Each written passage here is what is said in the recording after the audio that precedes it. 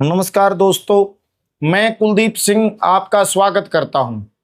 आज हम बातचीत करेंगे एक और शख्सियत के साथ। आज हमारे बीच मौजूद हैं वो इंसान जिसने जीवन का एक बड़ा हिस्सा महिलाओं के उत्थान में समर्पित कर दिया। वो महिला जो दबी कुचली गरीब महिलाओं की आवाज़ बनी, एक ऐसी महिला जिन्होंने मजदूरों के अधिकारों के लिए संघर्ष करा, किसानों के अधिकारों के लिए लड़ाई लड़ी। एक ऐसी महिला जिन्होंने घरेलू हिंसा के खिलाफ ना सिर्फ सैद्धांतिक तौर पर एक स्टैंड लिया, बल्कि आचरण में उतार कर बहुत सी युवा लड़कियों की मदद की। एक ऐसी महिला जिन्होंने सामाजिक जीवन में महिला मुक्ति के सिद्धांत को अपना ध्येय बनाया।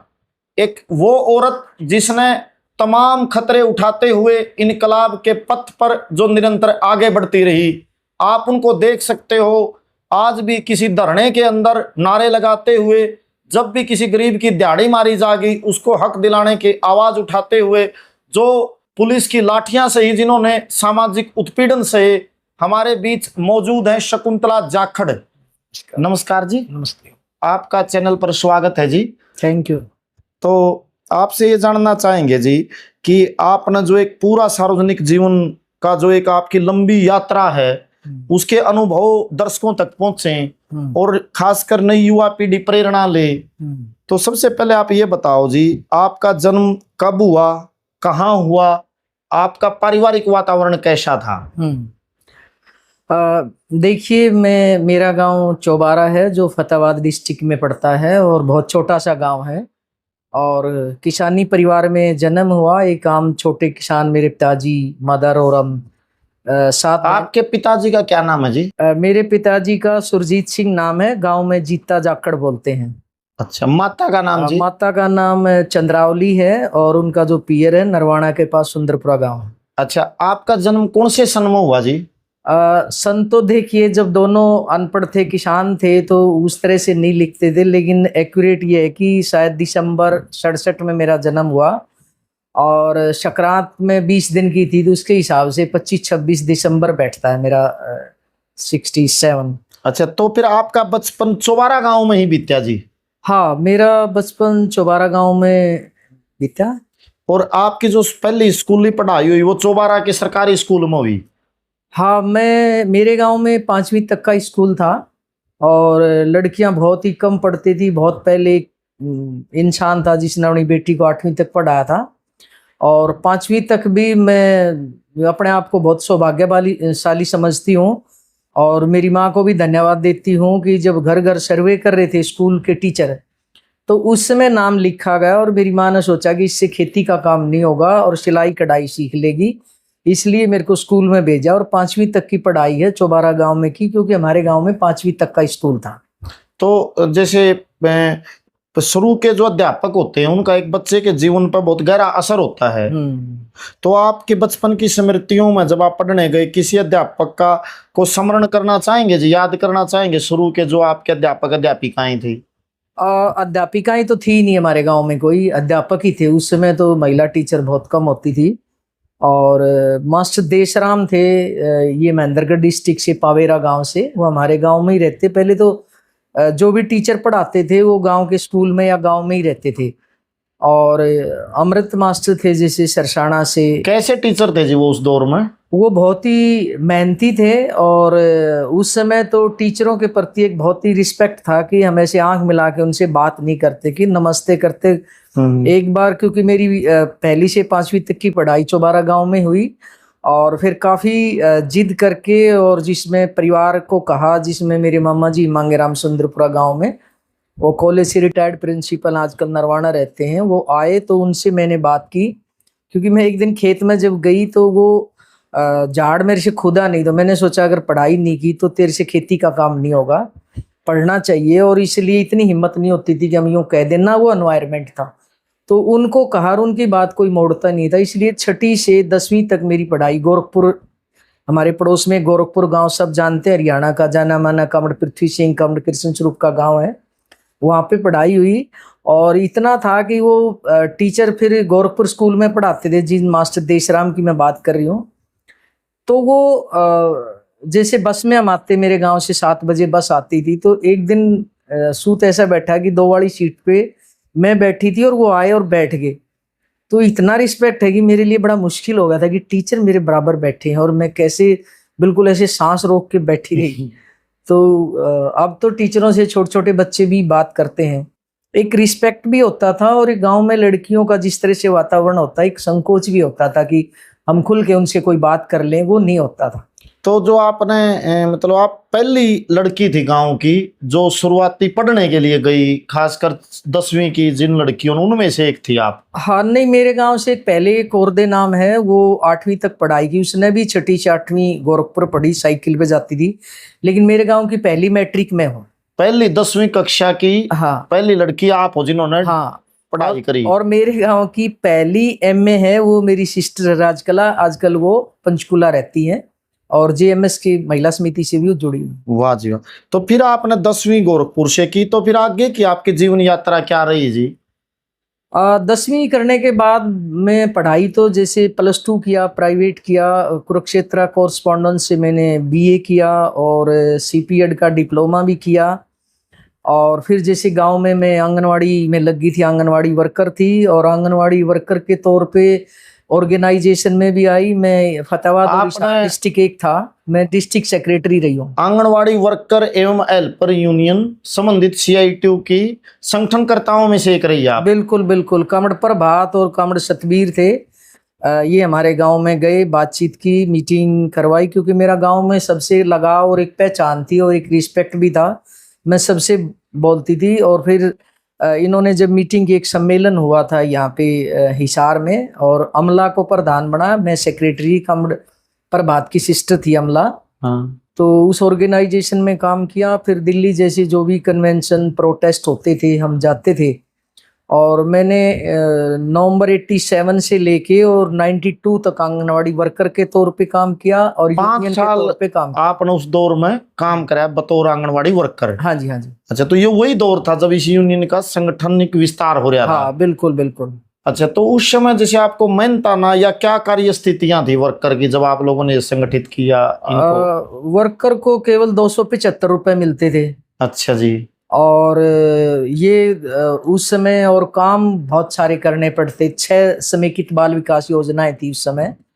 तो वो तमाम काम, रजिस्टर और होम विजिट करना, मोटिवेट करना महिलाओं को, उनके इंजेक्शन लगवाना, उनको उसके लिए मोटिवेट करना, या सफाई का है। कार्य का लोड ज्यादा था, वर्कलोड, और मानदेय कम था। वो तो बिल्कुल ही आप समझ सकते हो कि 275 रुपए में क्या होता है।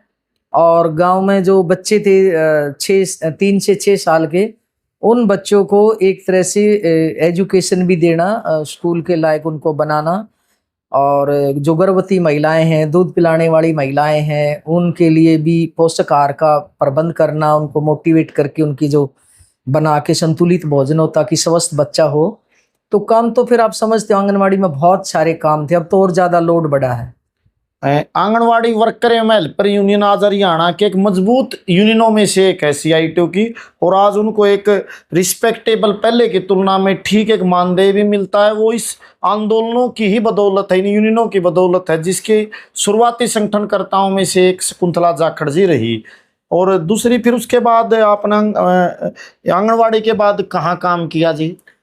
आंगनवाड़ी के बाद में जैसे 2 साल विद्या देवी जिंदल स्कूल में रही, और उसमें मैंने एक स्टोर कीपर के तौर पे और सेकंड एक वो वार्डन के तौर पे काम किया। और फिर 94 में गीता पाल और जसवीर कौर मेरे को वहां से कि भाई लिटरेसी अभियान चला हुआ है और आप इस बंद जेल में क्या कर रहे हो, आपको ले आके महिलाओं की शिक्षा। वो मेरे अंदर शुरू से पहले से भी था, क्योंकि मेरी जो बहनें हैं वो मेरी वजह से एक दूसरी मैट्रिक हुई और एमए हुई, और 2 मेरी बहनें हैं जो एक करोड़ी गांव में, एक गरवा गांव में, वो पढ़ी लिखी नहीं, उनको पढ़ाती थी मैं। उससे पहले लगभग 6-7 महीने मैंने प्रौढ़ शिक्षा में भी गांव में क्लासें लगाई थी, काम किया। तो उसके बाद भी मुझे रहता था, एक लगाव था कि तमाम लड़कियां पढ़े, महिलाएं। अब मेरे गांव से जो लड़कियां पढ़ने जाती हैं या अच्छी जॉब पे हैं या कोई वकील हैं, तो मुझे ना बहुत खुशी मिलती है कि एक वो दौर था, हमें बहुत ही डर के, छुप के, बच के ऐसे जाना पड़ता, पढ़ना पढ़ने जाना पड़ता था, ऐसे खुल के एक वातावरण नहीं था। अब वो लड़कियां खुल के जा रही है तो मुझे बहुत खुशी मिलती है कि ये लड़कियां ऐसे खुल के जो पढ़ रही हैं, आगे बढ़ रही हैं, तो मुझे बहुत खुशी मिलती है। आमतौर पे भी लड़कियों की शिक्षा के लिए एक वातावरण, एनवायरनमेंट बढ़ा है, इसलिए लिटरेसी अभियान में भी मेरा काफ़ी इंटरेस्ट था कि जो नहीं पढ़े उनको पढ़ाने के लिए मोटिवेट किया जाए। उसमें जो नारों से, जैसे ले मसाले चल पड़े हैं लोग मेरे गांव के, अब अंधेरा जीत लेंगे लोग मेरे गांव के, ऐसे महिलाओं के भी गीत थे पहले। जैसे कुछ जखड़ियाँ ऐसी थी कि भाई खाने पीने पर राड जगह, वो हमने ऐसे बनाया कि भाई ये पढ़ने पे राड जगह है, और उसको समझाया कि भाई घंटा एक क्लास लगा से। ऐसे काफ़ी महिलाएं पढ़ी भी और मैट्रिक तक के भी उन्होंने पेपर दिए। तो हिसार में ये चाहे झुप्पा ब्लॉक था, शिवानी था, हिसार फर्स्ट सेकंड थे, हिसार सिटी था, बरवाड़ा था, उकलाना था, आसी सिटी और आसी के फर्स्ट सेकंड गांव थे। नारनौंद के गांव में मैं बहुत ही लगभग गांव में, ज़्यादातर गांव में लिटरेसी अभियान में गए। उसमें अवेयरनेस के लिए भी, वो गीतों के लिए भी, वो रात को मूल्यांकन के लिए भी, और काफ़ी लड़कियां महिलाएं पढ़ी भी। उससे ना केवल पढ़ी, पढ़ने के बाद थोड़े अवेयर भी हुई, और अवेयर होने के बाद वो लिटरेसी अभियान से वो महिला आंदोलन के अंदर भी आई। और मैं खुद भी, हालांकि उससे पहले भी, जैसे मेरा भाई नौजवान सभा में काम करता था, क्योंकि मेरा गांव चौबारा तो गोरखपुर कांवड़ पृथ्वी सिंह प्रभात हो क्या कृष्ण स्वरूप का गांव थे, कामरेडों का गढ़ था, उसी फतेहाबाद एरिया में चुनाव लड़ते रहे हैं। तो उस हिसाब से भी मैं, जब भी मुझे सूचना मिलती थी तो महिला मुद्दों पे बात करना, इक्वलिटी की बात करना, महिलाओं की जो समानता की बात करना, वो मुझे अच्छा लगता था। और मैं सोचती थी कि तमाम महिलाओं को ऐसे मौके मिले, इसलिए लिटरेसी अभियान में मेरा इंटरेस्ट भी था। और उसमें काफ़ी महिलाओं को पढ़ने के साथ साथ महिला अधिकारों पे भी बातचीत की। तो उसके बाद फिर महिला आंदोलन से लिटरेसी अभियान के बाद में आई हैं। आपने खुद के जीवन में भी महसूस किया और आप औरों को भी पढ़ाया कि शिक्षा का एक बहुत बड़ा रोल है एक लड़की के जीवन में। बिल्कुल बिल्कुल। और दूसरी बात आपने बताई कि जैसे आपके भाई, क्या नाम है जी उनका? उनका नाम हवा सिंह जाखड़ है। हवा सिंह जाखड़ डीवाईएफआई से जुड़े, डीवाईएफआई से जुड़े हुए, भारत की जनवादी नौजवान सभा, democratic youth federation of India के कार्यकर्ता थे वो। कार्यकर्ता थे वो, डिस्ट्रिक्ट कमेटी मेंबर थे, और भुना के एरिया में भी काफ़ी आंदोलन होते थे, साइकिल मार्च करते थे। जब एजुकेशन, सबको शिक्षा, सबको काम, वरना होगी नींद हराम, रातों को भी साइकिल पे जाके काम करते थे। तो हमारे घर कम्युनिस्ट पार्टी के लोगों का, डीवाईएफआई के लोगों का आना जाना भी काफ़ी था, एक पारिवारिक के। और कई कौन से नेता जैसे आए आपके घर पे, आपने देखा उस दौर में? हमारे गांव में कमर पृथ्वी सिंह और कमर कृष्ण स्वरूप का तो बहुत ज्यादा आना जाना रहा है। कमर प्रभात हैं, और कमर हरपाल हैं, जगमती सांगवान हैं, कमर सतबीर हैं, फतेहाबाद से जैसे कमर हरनाम है। तो ये लगभग हमारे घर। अच्छा, तो भी थोड़ा और समझा, जैसे आपके तो गुआंढी भी थे जी, कामड़ पृथ्वी सिंह और कामड़ कृष्ण स्वरूप, दो बड़ी महान शख्सियत थी जिन्होंने ताउम्र गरीब मजदूर किसानों के संघर्ष किया। तो आपने पहली बार कामड़ पृथ्वी को कहाँ देखा जी? जैसे कैसे मुलाकात हुई भाई, आपके याद हो? जैसे बाद में तो आपने उनके साथ संगठन में भी, पार्टी में भी काम के साथ, तो मैं जब शायद 4th में थी या 5th में थी मेरे गाँव में। अच्छा। तो हम ये पॉलिटिकल और ऐसा कुछ नहीं जानते थे। हमारे गांव का एक लड़का मेरी क्लास में था, उसका फादर उनके साथ धर्म भाई था। हाँ। तो चर्चा थी कि भी गांव में कामड़ पृथ्वी सिंह आया हुआ है, कि पृथ्वी सिंह कोई नई अलग तरह की शख्सियत है। हाँ। और फिर बाद में उनको देखा मैंने, 87 का जब चुनाव था, उससे पहले भी एक बार रोहतक मिले थे। उसके बाद तो 87 का उन्होंने जो चुनाव लड़ा था, उसमें तो मैं खुद भी उनके चुनाव अभियान में एक्टिव थी। और वो बिल्कुल जीतते जीतते, ये था गांव से तो उनको लोगों ने जिता के ही भेजा था। हमारे गांव में भी एक बहुत रिस्पेक्ट था उनका। और उसके बाद तो मिलते ही रहे, और फिर हिसार जब आ गए थे उसके बाद तो उनके साथ बहुत ही नज़दीकी से तालमेल रहा। वो ऐसे लगते थे जैसे हमारे एक फादर की तरह, एक बड़े भाई की तरह। और वो जब मिलते थे ऐसे रिस्पेक्ट, कई बार तो ऐसे कोई टच करता तो अजीब लगता है, लेकिन वो ऐसे करते यूं करता था कि एक बहुत ही संतोष मिलता था, जैसे स्नेह और प्यार और एक एनर्जी देता था ऐसे, कि ये आपकी बहुत चिंता करते हैं, आपका एक नजदीकी जैसे लगाव, प्यार से वो। फिर जैसे जो सार्वजनिक जीवन था आपका आरंभ हुआ, साक्षरता अभियान भी एक मुख्य पड़ाव है आपके जीवन का। उसके बाद जैसे आप दूसरे संगठनों में कैसे सक्रिय हुए जी, वो क्या प्रक्रिया रही? देखिए, मुख्य तौर पे तो जब मान लो लिटरेसी अभियान में काम करते हुए एक बार ये आया कि भी कुछ काम करना पड़ेगा, मैंने 3-4 महीना एक कंपनी में भी काम किया प्रल्ज में। और फिर सुबह और जगमती, ये सुबह ने बोला कि भाई आपकी प्राथमिकता क्या है, तो मैंने कहा 1 2 3 ऐसे। तो सुबह ने कहा कि आपकी 1 नंबर की प्राथमिकता आपको महिला मोमेंट में काम करना चाहिए। तो सुबह ने आपको प्रेरित कराया कि आप हाँ। महिलाओं के बीच में काम करें। हाँ, सुबह ने, जगमती ने, पूरी टीम ही थी। टीम तो थी हाँ, वो एडवा की जो उस दौर की एडवा टीम की थी। टीम, मंजीत राठी है, राजकुमारी दैया है, वो अमीता है, उस दौर की जो टीम थी, उस पूरी टीम ने ही एक तरह से। और वो मुझे भी ये था कि जैसे राजकुमारी नैला गांव से थी और उसमें बहुत चर्चा थी इंटरकास्ट मैरिज की, तो कि ये बाधाएं जो तोड़ते हैं, एक बंधन महिलाओं के लिए टूटता है अपनी पसंद से। जैसे मैं मेरे घर से पहली बार जो बाहर आई थी वो 26 जनवरी 1987 को सुशीला भवन में कमर पर बात की सिस्टर कमला की शादी थी, इंटरकास्ट शादी, डॉक्टर रोशन उसमें शामिल थे आप? उसमें मैं आई थी पहली बार घर अच्छा से। जी। और मैं घर से भी, मेरा गांव चौबारा था, पहले मैं गोरखपुर आई, एक आंगनवाड़ी वर्कर उसको मैं जानती थी, और उसके थ्रू कमर पृथ्वी सिंह की माँ ताई गोदा और कमर कृष्ण स्वरूप की माँ और कमर पृथ्वी सिंह की माँ, दोनों उन ताइयों के साथ में सुशीला भवन में आई थी।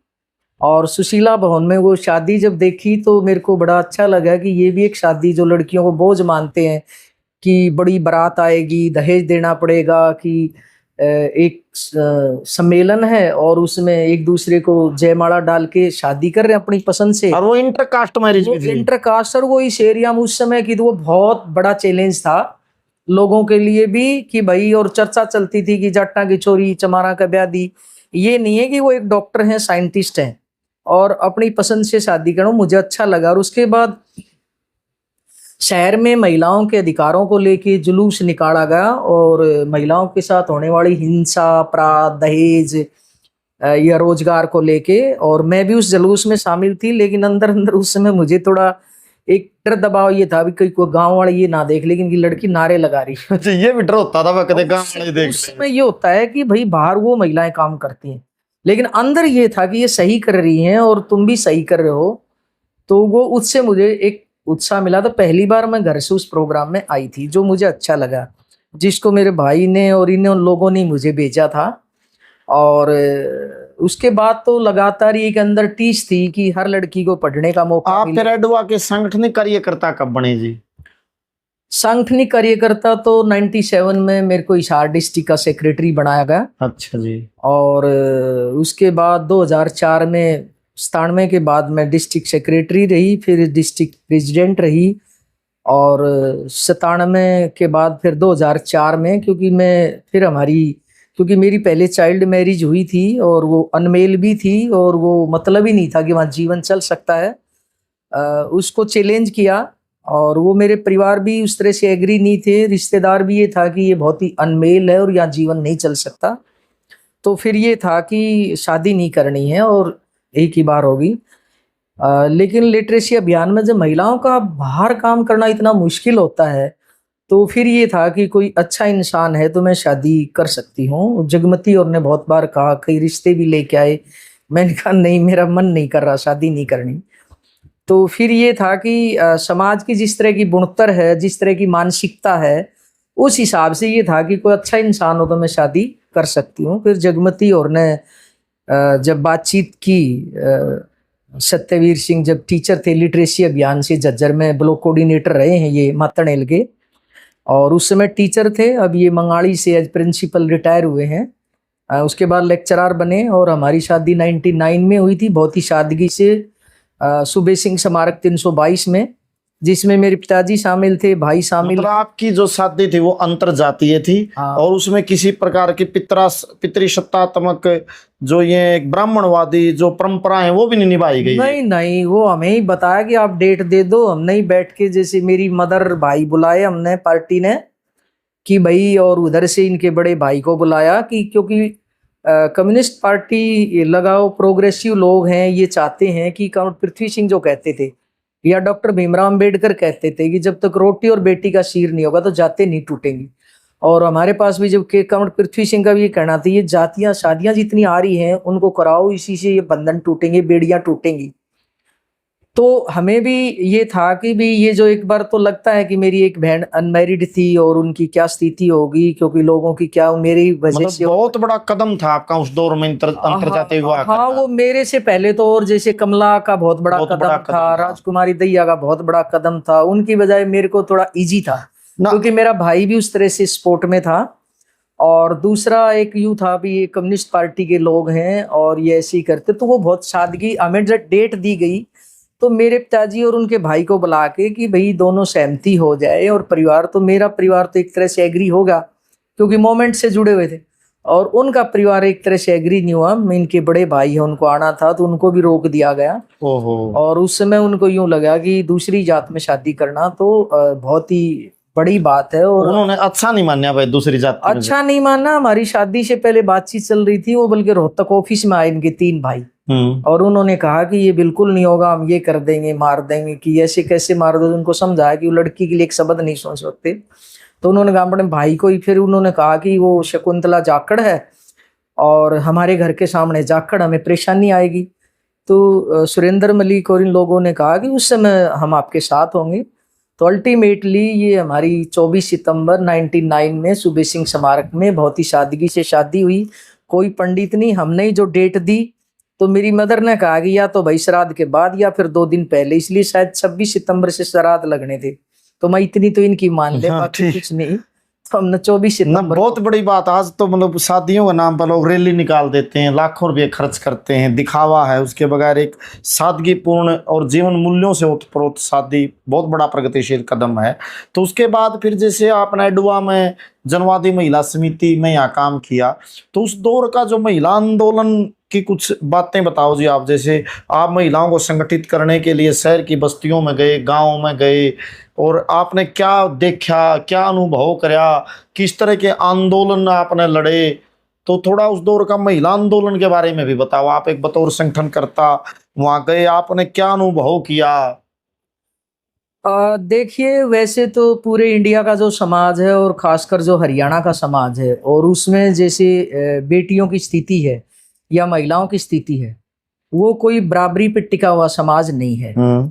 और अभी भी जैसे भ्रूण हत्या है, दहेज है, घरेलू हिंसा है, प्रॉपर्टी राइट नहीं है, छेड़खानी है, लड़की को बोझ समझा जाता है, आप लड़का होगा तो 10 ओटन करेंगे।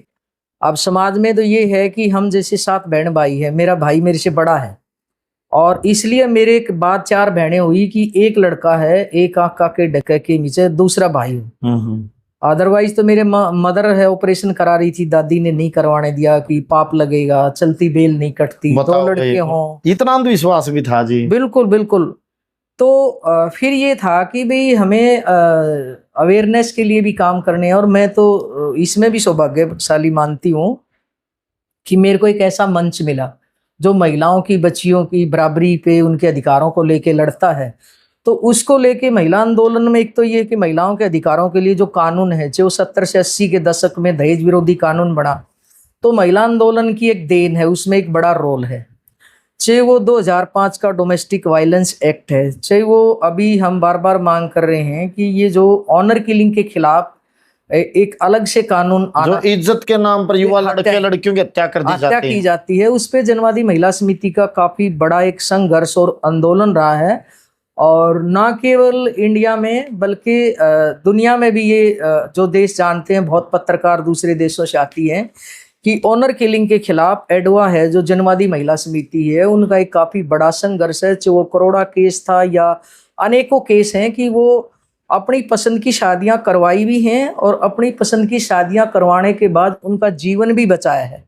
और ये जो अगर फिर के बावजूद भी जब जीवन नहीं बच पाया, तो उनके न्याय के लिए और अपराधियों को, दोषियों को सजा दिलाने के लिए, चाहे वो खापों के खिलाफ लड़ना हो, चाहे वो मूक समर्थन प्रशासन का और शासन का रहता है उसके खिलाफ लड़ना हो। तो ये जो थी उसमें ये था कि महिला मूवमेंट की ज़रूरत है, और इसलिए तय किया कि शादी होगी, मेरे पास जैसे एक बेटी है, बेटा हो जाता तो ठीक, बेटी होगी तो ठीक, हमने कोई चांस दूसरा नहीं लिया। अभी उसने MBBS कर लिया है बेटी ने। वाह जी वाह, बहुत हाँ, बढ़िया। और PG की तैयारी वो अभी कर रही है।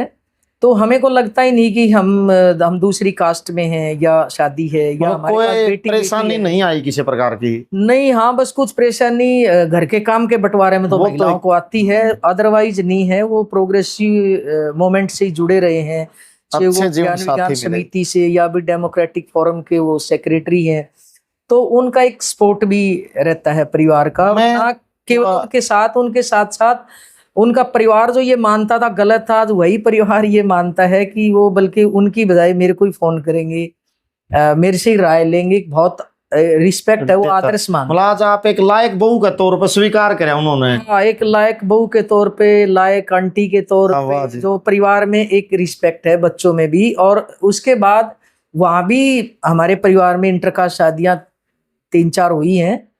तो एक बार तो लगा, एक तो इनके मामा का पोता था, तो उनको हमें, मेरी बेटी 3 महीने की थी, वो अगरतला से हैं, तो उन्होंने कहा इनको तो वहां भेजो। और यहाँ वो उनकी शादी हम नारिय समाज मंदिर में करवाई। काफी शादियां हम नारिय समाज मंदिर में भी करवाई हैं, अपने जवाहर नगर ऑफिस में भी करवाई हैं, कई शादियां आम मंदिरों में भी करवाई हैं, कई शादियां घरों में भी करवाई हैं। कई बार तो जैसे एक यहाँ आजाद नगर का एक मामला है, वो लड़की सरदार सिख थी और वो लड़का पड़ोस में दलित परिवार से था, तो उनको उनकी शादी करवानी पड़ेगी। वो घर में ऐसी स्थिति में आ गए, उम्र भी उनकी 26 साल थी, और शादी करवा के उनको दूसरे स्टेट में रहना पड़ा। और फिर जो बयान करने आई, पुलिस की मिली भगत ऐसी होती है कि हमने कहा वो लड़के की माँ विडो थी। अब उसको एक दिन पुलिस परेशान करे, एक दिन वो सरदार जी परेशान करे, और एक दिन फिर उसका बयान करवाने आए। हमने पुलिस को कहा कि बयान तो चलो हो जाए, करवा देंगे। और शादी भी वो 10 दिसंबर को मानव अधिकार दिवस के दिन थी। वो दिल्ली के अंदर, वो उनके पास भी 600 रुपए, क्योंकि ऐसी स्थिति में उनके पास कोई पैसा भी नहीं होता। और आज उनका बच्चा बड़ा है, और उनके घर जब जाते हैं तो उनका बच्चा मेरे ख्याल शायद 13-14 साल का हो गया। 2007 की बात है उनकी जब शादी करवाई थी।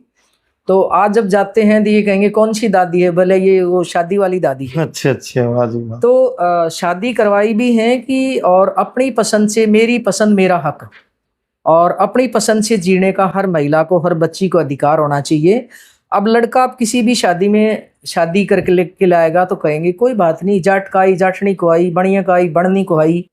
लेकिन लड़की कर लेती है, अगर लड़की ऊंची कास्ट में कर ले तो उतनी दिक्कत नहीं आती, अगर दलित कास्ट में कर लेती तो बड़ी, हालांकि अब तो काफी बदलाव सामान्य है। जाति की लड़की अगर दलित लड़के से शादी करती है तो उसको स्वीकार्यता नहीं मिलती, बल्कि मारने दौड़ते हैं। मारने दौड़ते हैं, और कई बार वो मारने ना भी दौड़ते हैं तो परिवार और कुनबे का इतना प्रेशर होता है उनपे, कई बार तो परिवार रिश्तेदारी उसका काम कर लाते हैं। और सोशल बाइकाट हो जाता है। कितनी लड़कियां होगी कहेंगी करंट ला के मर गया, इसको तो हार्ट फेल हो गया, तरह तरह से और मार देते हैं और झूठ प्रचारित कर मार देते देते हैं। और वो कहते हैं कि भाई ये हो गया वो हो गया, और बाद में बहुत साल बाद ये भी होता है कि हमारी वो लड़की मारी, उसके बाद वो अंदर से आत्मा से नहीं चाहते मारना, लेकिन उन पे सोशल प्रेशर इतना होता है। हालांकि अब काफी बदलाव आया जब से ये जो किरोड़ा केस में सजा मिली है, करोड़ा केस में अनेक ऐसे हैं कि प्रशासन पर भी एक दबाव बना है। और उसके पास ये जो प्रोटेक्शन होम खुले हैं, तो प्रोटेक्शन होम से एक प्रोटेक्ट, उस समय तक थोड़ा गुस्सा कम हो लेता है परिवार का। तो इसलिए हम समझते हैं कि आज भी बहुत ज़्यादा ज़रूरत है इस मोमेंट में आने की, महिलाओं में काम करने की। आज भी हमें डोमेस्टिक वायलेंस है, इवन मिडिल क्लास की महिलाएं भी है ना, वो सत्संग में जा सकती है, वो कावड़ लाने जा सकती है, वो सालासर जा सकती है, लेकिन वो आंदोलन में नहीं आ सकती, क्योंकि आंदोलन में तो आपके अधिकारों के प्रति अवेयर करेंगे। और मिडिल क्लास की महिलाएं भी घर में पिटती हैं और ये नहीं कह सकती कि मेरी पिटाई हुई, वो कहेंगी मेरा पाँव फिसल गया और कुआड़ लगा। आवाज में समझ, आपने जो बताया कि जो घरेलू हिंसा वो आज भी केंद्रीय मुद्दा है, जहाँ महिलाओं की पिटाई होती है, चाहे वो मजदूर महिला है, चाहे कोई मिडिल क्लास या अपर मिडिल क्लास की महिलाएं हैं। और जनवादी महिला समिति के एक संगठनकर्ता और नेता होने के नाते आपने सुनवाइयां भी की हैं, केस भी डील किए हैं। घरेलू हिंसा का जो मुद्दा आपने देखा, सैकड़ों हजारों केस डील करे, तो इसमें आप एक दो मतलब घटना के माध्यम से, अनुभव के आधार पर ये बताओ कि असल में मसला रियल में है क्या? क्यों कोई पुरुष किसी महिला की पिटाई करता है, या क्यों महिला पिटती ही रहती है? इसके आयाम क्या हैं? इसके पीछे वैचारिक आग्रह क्या है? इसमें और दूसरी जो सामाजिक सिस्टम का क्या रोल है, या जो एक घरेलू हिंसा का जो संकट है, इसका निजात क्या है, इसकी थोड़ी बताएं। देखिए, घरेलू हिंसा तो इसलिए भी है, हमारा जो समाज है वो पुरुष प्रधान समाज है, और पुरुष प्रधान की सत्ता से जब संचालित आप कि वो एक इंसान नहीं है, वो एक नागरिक नहीं है। हम जैसे हमारे नारे हैं, जनवाद, तमाम महिलाओं का संगठन, समानता में समानता और नारी मुक्ति, कि ये तमाम जो अभी जो मैं बोल रही थी, दहेज का, पैदा होने का और उसको सम्मान से जीने का वो अधिकार नहीं है, उसके लिए संघर्ष जो है। तो हम ये कह रहे हैं उस पुरुष प्रधान समाज में जो सत्ता उससे संचालित है, तो उसमें ये मानते हैं कि ये मेरी बपोती है, मेरी वस्तु है। मतलब बेटी को मैं चाहूंगा डॉक्टर बनेगी तो वो डॉक्टर बनना है। पुरुष महिला को, चाहे वो पत्नी है चाहे वो बेटी है, उसको एक संपत्ति की तरह देखता है। संपत्ति की तरह देखता है, ना केवल संपत्ति की तरह बल्कि एक वस्तु की तरह देखता है कि पूरे घर का काम करना और बच्चों को पैदा करना, पालना, परवरिश करना, और उसकी जिम्मेदारी है, वो कहते हैं ना कि चुपचाप करनी है। अगर चुप रहो तो भली, उसके अगर बोली, स्वतंत्र व्यक्तित्व को स्वीकार नहीं करते। बोली तो खली।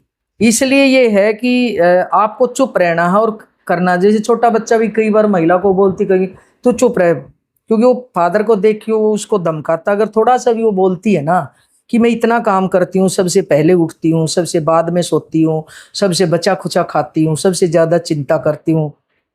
इसलिए जो महिला बच्चा पैदा करती है एक राष्ट्र का निर्माण करती है, और उसको ये जो पूरी डाइट ना मिलना, क्योंकि वो खुद तो रोजगार पे है नहीं, तो इसमें एक ये संसाधनों से भी जुड़ा हुआ है कि अब कहने को कहेंगे महिला का दो जगह अधिकार है, ना मैं पीर में प्रॉपर्टी राइट, ना ससुराल में।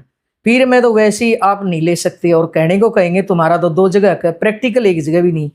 ससुराल में जब मिलेगा कि जब पति की डेथ हो जाए, और पति को जब मिलेगा कि उसके फादर की डेथ हो, तो उससे पहले प्रॉपर्टी राइट नहीं है। अगर आपको प्रॉपर्टी राइट भी नहीं है, आप रोजगार पे भी नहीं है, तो आप या तो हिंसा झेलो, चुपचाप रहो, परिवार को आदर्श बहू। मतलब आपका कहने का बिंदु है कि आर्थिक पर निर्भरता है ना, बिल्कुल बिल्कुल, वो भी एक ठोस कारण है महिला को, बिल्कुल, मतलब उत्पीड़ित होने के लिए, उत्पीड़ित होने के लिए। अभी आप देखेंगे कि अब महिलाएं जैसे जैसे एजुकेशन में आई हैं, जॉब में आई हैं, अवेयर हुई हैं, उनका एक तरह से आर्थिक उत्पीड़न कम है, उनके पास संसाधन हैं। और अब महिलाएं अभी काफी वो दौर चल रहा है।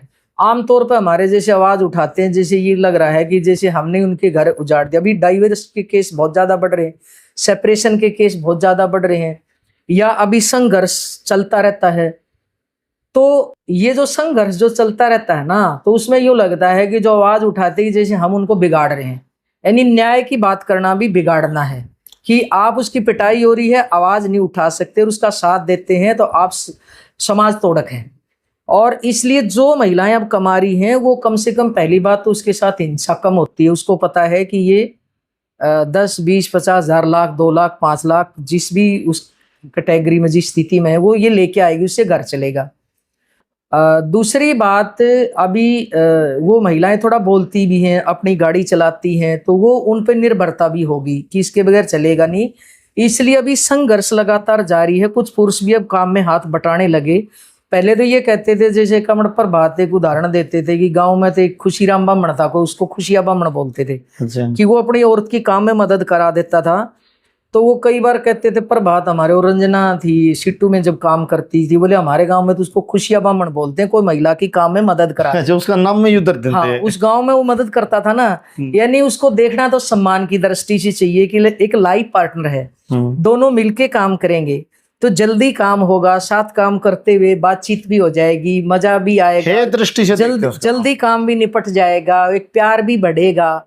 और फिर वो सोचते हैं कि हमें खुश भी रखे। वो खुश कैसे रखेगी, वो काम में इतनी टूट लेती है। और वो बात है, कई बार तो महिलाओं को कहती सब कुछ इन्हें का हाथ में है जी, वो बात है दरिया डकिया तो छेड़िए ना, घर बार तेरा ही है। तो एक तो हम ये कह रहे हैं कि इसलिए हिंसा, जो आपने एक सवाल किया कि ये क्यों हिंसा है, तो ये अभी चैलेंज लड़कियां जैसे जैसे एजुकेशन में, रोजगार में आ रही हैं, वो कर रही हैं, और अवेयरनेस भी आ रही है, वो आंदोलनों के माध्यम से भी हैं, वो कानूनों में एक बड़ा कारण तो दूसरी बात में आप कह रहे थे ना कि समाधान क्या है। समाधान एक तो ये है कि हमने, जैसे पहले एक दहेज का कानून था, मार देते, सिर में पाड़ देते, कई बार थानों में जाते, पुलिस वाले भी कहते क्या हो गया, मार दिया तो तेरे घर वाले ने तो मारा होगा। और हम महिलाएं भी कई बार स्वीकार कर लेती हैं कि जो आदमी मेरे मार सके, मेरा पति देवर ने क्यों पिटा, मेरे ससुर ने क्यों पिटा, जबकि वो पति भी को लाइसेंस थोड़ी मिला है उसको, वो नहीं पीट सकता। लेकिन वो वातावरण जब देखती है तो सोचती है कि ये तो पीट सकता है, कोई लाइसेंस थोड़ी मिला आपको शादी के समय। एक दोनों का एक जरूरत है, दोनों का एक संबंध है, दोनों के संबंध से परिवार चलता है, उसी से एक राष्ट्र का निर्माण शुरुआत होती है, एक से नहीं होती है, और दोनों की जिम्मेदारी है। लेकिन जिम्मेदारी तो महिला की है। और राइट, अभी तो हमारा तो संघर्ष इस बात के लिए भी रहा है कि मेरी बेटी कई बार सवाल करती है कि मम्मी मेरा गांव बिरोड़ क्यों है, आपका गांव चुबारा है, तो आपने मेरे को पैदा किया है, ज्यादा परवरिश की है, आपके 9 महीने पेट में रही हूँ, आपने ज्यादा भुगता, मेरा गांव चुबारा क्यों नहीं है। बस सवाल तो है बिल्कुल। तो वो बच्चे सवाल करते हैं कि मेरा गांव, मेरा गोद पापा का ही क्यों है, मेरा गोद आपका क्यों नहीं है। तो वो बोलती है कि भाई मैं ऐसा कोई गोत्र जिसकी उसको मेरे जेठ का लड़का नाम लिखा है, गोत्र लग गया, वो लगाना नहीं चाहती, वो सोचती है अपनी पहचानो। तो उनका ये कहना है कि भाई हमारा फिर कौन सा गांव, मैं मदर का अपनाऊं या फादर का अपनाऊं। तो बच्चों के सामने एक ये भी सवाल है। तो हम ये कह रहे हैं कि पहले मदर का नाम भी नहीं लिखा जाता था, आपको पता होगा शायद, हमारे सर्टिफिकेट में नहीं था, केवल फादर का नाम था। तो ये महिलाओं के संघर्ष की वजह से ही महिला का नाम लिखा जाता है। दूसरी बात कि हमने तो कई बार, जैसे 2006 में महिला समिति ने समाज सुधार जत्थे निकाले थे, 1981 में महिला समिति का निर्माण हुआ ऑल इंडिया के स्तर पे, हरियाणा में 1985 में हुआ, और जब ये 25 साल पूरे होने पे 2006 में समाज सुधार जत्था पूरे देश में 4 दिशाओं में निकला, तो हरियाणा में भी जत्था निकाला। तो महिला समिति कानूनों के लिए भी लड़ती है और अवेयरनेस के लिए भी लड़ती है। और उस जत्थों में जिनके ऐसे नाम थे कि ज्यादातर महिलाओं के तीसरी लड़की होते, बतेरी, दापा, बरपाई, नहीं बरपाई, अणचाई। तो अब ये मॉडर्नाइजेशन हो गया। हमारे यहाँ फार्म में काम करती थी, अणचाई नाम था, वो इतनी अच्छी महिला थी, इतना अच्छा गाती थी, भगत सिंह का गीत है, आंदोलनों में आगे रहती थी। तो फिर सीटू के लोगों ने कहा कि आप अणचाई नहीं, आप चाई है, और उनका चाई के नाम से बहुत सी महिलाएं हमारी महिला समिति में काम करती। बतेरी नाम था उनका, भारती, ये जवाहरनगर में रहती है। मतलब जो नामों को आपने बदलवाया, जो एक प्रकार के महिलाओं को कमतर के लिए, माफी, सीमा, अब मॉडर्नाइजेशन होगा। अब हमें नहीं पता, पहले रज्जो तो वहां बड़ा प्यारा नाम है, उसने बताया कि मैं 5-6 हूँ, इसलिए रज्जो रज गई, बस कर। तो महिला समिति ने बाकायदा, ये हुड्डा की सरकार थी, उसको तड़े नामों को बदलवाया कि 2 दर्जे का वो नहीं चल सकता, अनचाई औलाद के रूप में नहीं गयो। हमने काफी नाम भी बदलवाए और सरकार को लिख के दिए कि ऐसे नाम नहीं लिख के जाने चाहिए। माँ का भी नाम बच्चे के नाम साथ दर्ज होना चाहिए।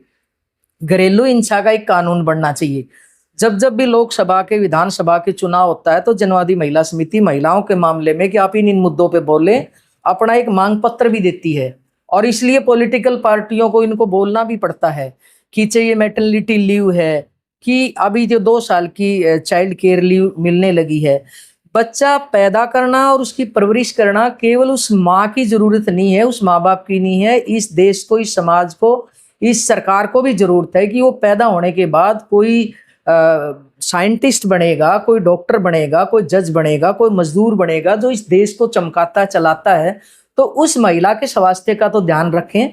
अब ये सरकारी में तो मिलने लगी है, लेकिन जो घरों में काम करती हैं, मजदूरी का काम करती हैं, उनके बच्चे तो कैसे पढ़ते हैं। उनको तो 1 सप्ताह बाद ईंट की पथाई कितना मुश्किल होता है, भट्ठों पे काम करती, वो ईंट की पथाई उस छोटे बच्चे के साथ करती क्योंकि उनका चूल्हा नहीं चलता। तो जनवादी महिला समिति केवल उन महिलाओं की नहीं, वो जो आम गरीब है वो हमारा मुख्य आधार है। इसलिए आप पूछ रहे थे ना कि आप किन किन बस्तियों में गए, किन की, तो हमारा मुख्य आधार है वो गरीब महिला है। क्योंकि महिला का 3 तरह से शोषण होता है कि नंबर 1 महिला होने के नाते, नंबर 2 अगर वो मजदूर है, और अगर वो मिडिल क्लास, अगर ठीक नौकरी हो तो कम, अगर मजदूर हो तो, और नंबर 3 अगर दलित और ज्यादा। आप देखोगे तो ज्यादा शोषण है, ज्यादातर छेड़खानी है वो दलित बच्चियों के साथ मिलेगी आपको, क्योंकि उनको उनके खेतों में जाना पड़ता है, दूसरे के घरों में काम करना पड़ता है। अब भी जो घरों में काम करती कई महिलाओं ने हमें बताया कि उनके साथ छेड़खानी होती है और बोल नहीं सकती क्योंकि उनका काम छूट जाता है। फिर कहेंगे तो झूठे आरोप लगाते हैं। पुलिस प्रशासन की भी ऐसी नीयत होती है कि ये पैसे लेने के लिए लगाती होगी। निरी महिलाएं ऐसी है जिनकी पिटाई होती है झूठी, और चोरी और कहीं मिलती है, घर में या बाहर अड़ोस पड़ोस में। और उनकी अभी जनवादी महिला समिति ने काफी ऐसे केस लड़ा। पिछले दिन सेक्टर 13 का था कि 48 तोला सोना लेगी वो 11 साल की बच्ची जिसमें शामिल है, और उनकी पिटाई की, 3rd डिग्री टॉर्चर किया गया पुलिस ने जी, पुलिस ने, और मुकदमा तक दर्ज नहीं है। उसके बावजूद बाद मुकदमा दर्ज हुआ, और जब महिला समिति को पता चला, प्रोटेस्ट किए, बाद में उस सीआईए के लोगों ने माना हमारे पास आके कि हमारी गलती है, इस घटना से हमने सीखा है, हमारे ऊपर प्रेशर बहुत ज्यादा था, डॉक्टर लॉबिंग आ गई, क्योंकि मिडिल क्लास के बड़े लोग टॉर्चर करने वाले पुलिस के मुलाजिमों पर केस हुआ जी। उस पे केस होना चाहिए था, हमने काफी कोशिश की, डीएसपी का नजर भी ऐसा था, लेकिन हम लड़ते जी, लेकिन गरीब आदमी है ना, टिक नहीं पाता, वो भी प्रवासी महिला हो। तो अल्टीमेटली उस महिला ने कहा, वो सोची कि मेरे को ना परेशान करे, तो वो कई बार उनकी मजबूरी होती है गरीब महिलाओं की, इसलिए जनवादी महिला समिति है वो बिल्कुल गरीब महिलाएं उनका मुख्य आधार है, क्योंकि उनका ज्यादा शोषण होता है। जो मैंने बताया कि काम के आधार पे, आर्थिक तौर पे बहुत सी घरों में काम करने वाली महिलाएं बताती हैं कि जी हमने 15 दिन काम करा, 20 दिन काम करा, उनके पैसे नहीं मिल रहे हैं। तो ऑर्गेनाइजेशन का दबाव कई बार मिल जाता है, पुलिस भी नहीं सुनती। अभी 3 महीने की सेक्टर 9 11 की बात थी, तो उनको जनवादी महिला समिति दिखाई देती है कि वहां न्याय मिलेगा। कई बार तो यहाँ एसपी ऑफिस से भी बाहर वो कह देते हैं जी सुनवाई नहीं हो रही, बोला जी वहां चले जाओ। बहुत लोगों ने हमें बताया जी वहां चले जाओ, वो महिला समिति वाली आपकी सुनवाई करेंगी। तो काम करते आंदोलन में कि वो सही न्याय दिलाएंगे और जल्दी आपको कार्रवाई करनी पड़ेगी। तो इसलिए चाहे वो गरीब महिला है, चाहे वो मिडिल क्लास की महिला है, दहेज तो उसके लिए भी, अगर दहेज ना हो तो लड़कियों को कोई बोझ नहीं मानता, अगर घरेलू हिंसा ना हो तो लड़कियों को बोझ नहीं मानते। अब ये क्या बात है कि लड़का होने पे तो आपकी थाली भी बजेगी, आपकी छठी भी मनेगी। हालांकि अब कुछ लोगों ने बदला हुआ, 1 बेटी पे 2 बेटी पे उनके फंक्शन भी कर रहे हैं और उन पे स्टैंड लेना भी शुरू किया है, और वो धीरे धीरे ऐसे जो पढ़े लिखे प्रोग्रेसिव लोग उन्होंने, और उनको हम सलाम करते हैं, और ऐसे लोगों को सम्मान की उससे देखना चाहिए। नहीं तो अदरवाइज तो कई बार मेरे पड़ोस में 3 बहनें हैं, उनके फादर की डेथ होगी, तो पड़ोस में हमने कहा वैसे मैं ये मरने पर लत्ता लुत्ता डालती नहीं, लेकिन मुझे लगा कि ये अपनी बेटी के पास है तो इसलिए इसको जरूर ये ना लगे कि परिवार। तो एक ने कहा कि मेरा भी लेके आना, वो बेचारा बेउलादा। मैंने कहा बेउलादा कैसे, उसके तो 3 बेटियां हैं। बोली ना फिर भी लड़का नहीं है तो बेउलादा है। तो अब बेटियों की भी औलाद है। तो ये जो जब तक असमानता रहेगी, हर तरह की भेदभाव रहेगा, उत्पीड़न रहेगा, जब तक महिला आंदोलन की जरूरत है। आज आप देखोगे महिलाओं का, वैसे तो कहते हैं कि हम भारत की नारी हैं, आदि के अधिकारी हैं, लेकिन प्रैक्टिकल स्थिति देखोगे आज भी दहेज क्यों देना पड़ता है, आज भी घूंघट क्यों है, आज भी छेड़खानी क्यों है। अब बहुत से देश ऐसे हैं, चाइना हमारे से 2 साल बाद में आजाद हुआ था, वहां लड़कियों के साथ छेड़खानी नहीं है। मेरी बेटी खुद पढ़ के आई, अब यहाँ डर लगता है कि भाई दिन में भी, कि क्योंकि इसमें नशा भी है, अपराध भी है, प्रशासन शासन का उनको संरक्षण भी है, बेरोजगारी भी है, और वो एक मानसिकता भी है, ऐसे फूड गीत महिलाओं के मामले में, और महिलाओं को उस नज़र से कैसे चलती है, उसका शरीर देखने की, जबकि खिलाड़ी लड़कियां हैं जो मेडल लेके आई, उनका भी तो शरीर है। तो हम नागरिक अधिकारों के लिए लड़ाई लड़ते हैं कि ये महिला केवल महिला नहीं है, लड़की केवल लड़की नहीं है, वो इस देश की नागरिक है, और वो तमाम नागरिक अधिकार वो महिलाओं को मिलना चाहिए। इसलिए तीसरी बात आपने जो पूछी थी कि क्या ऐसी महिलाओं की आप क्या करते हैं, तो एक तो मैं कह रही थी कि हमने जो एक डोमेस्टिक वायलेंस एक्ट का जो एक कानून बनवाया, इसमें और महिलाओं का भी, जनवादी महिला समिति का, अखिल भारतीय जनवादी महिला समिति का एडवा का एक बड़ा रोल है। अब ये कानून तो बन गया, प्रोटेक्शन ऑफिसर भी नियुक्त होगी, अभी 1 स्टॉप सेंटर भी है, लेकिन अब 1 स्टॉप सेंटर में आप केवल 1 सप्ताह रह सकते हैं। हमने पहले भी एक लंबी लड़ाई लड़ी थी, अमित अग्रवाल जी डीसी होते थे, उससे पहले युद्धवीर ख्यालिया जी। 10 साल के संघर्ष के बाद एक प्रोटेक्शन होम के साथ 2 रूम नारी निकेतन के खोले गए थे, जिसमें कोई ऐसी विक्टिम महिला रह पाई। हम तो मांग ये कर रहे थे कि भाई ये जो यूनिवर्सिटी का 1 नंबर गेट के सामने वीमेन हॉस्टल था, आज वो वीमेन हॉस्टल नहीं है, कि कोई महिला कमा रही है, हमारे पास बहुत केस आ रहे हैं, कोई सेफ जगह मिल जाए, अपना मैं कमा खा लूंगी, तो ऐसी जगह नहीं उन महिलाओं के लिए। कोई आवास के तौर पे कॉलोनी डेवलप कर सकता है, आवास के तौर पे कुछ तो ऐसी जरूरत है कि जो प्रशासन उनको रहने की सुरक्षित स्थान दे, उसमें उनको ट्रेनिंग दे, उसका जो भी इंटरेस्ट है, सिलाई का, कढ़ाई का, ब्यूटी पार्लर का, पढ़ाई का, टाइपिंग का, कंप्यूटर का, या आगे पढ़ना चाहती है, वो चीजें हों तो वो हिंसा सहन नहीं करेगी। अभी उसके लिए पीर से दिए कह देंगी डोली निकली तो आपकी अर्थी निकलेगी, हमारी बेइज्जती हो जाएगी। और ससुराल में मान लो ये है कि आपकी जगह नहीं है, तो कई बार इसमें ऐसी घटनाएं भी होती हैं मरने की या खुद आत्महत्या करने की, उससे बड़ा नुकसान होता है। तो कई बार कुछ समय ऐसा भी हो कि सेपरेट रहते हैं तो एक दूसरे की कमी खलती है, तो ठंडे दिमाग से सोच के वो फैसला कर ले। तो आज भी हमारी ये लड़ाई है। वो नारी निकेतन के रूम उस समय तो खोले थे, लेकिन अब वो बंद है। और एक मामला ऐसा आया था यहाँ पुठी गांव का, जिसमें सतीश बालन जी एसपी थे। वो काफी प्रोग्रेसिव थे, दलितों की महिलाओं की काफी 20-30 बालन अच्छे अधिकारी रहे। बिल्कुल। उन्होंने उन लड़कियों की और उसकी मदर की यहाँ पे रखा, लगभग कभी 1 साल रही। और नारी निकेतन था तो रह पाई। उससे पहले एक लड़की की ऑनर किलिंग हो सकती थी, यहाँ सुविंदर चावड़ा जी एसपी थे। अब वो हमारे पास केस, हम गए कि उन्होंने कहा कि आप क्या चाहते हैं, कि हालांकि कुछ अच्छे अधिकारी वो हमारा रिस्पेक्ट भी करते हैं, कुछ दलाल टाइप हैं या ऐसी चापलूस से हैं, और जो महिला विरोधी खुद भी पीटते हैं घर में महिलाओं को, उनको हम आंख की किरकिरी लगते हैं।